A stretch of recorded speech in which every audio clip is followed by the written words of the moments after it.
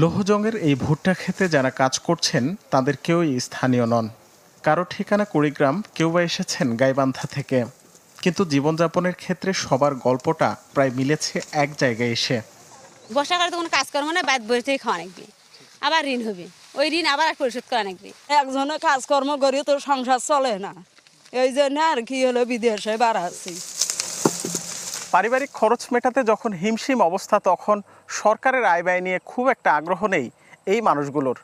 তবে নতুন বাংলাদেশের প্রথম বাজেট ঘিরে তাদের প্রত্যাশা অনেক।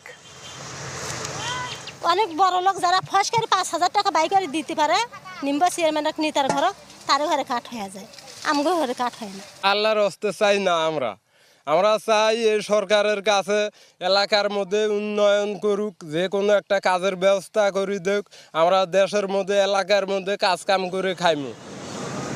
ফুটপাতের দোকান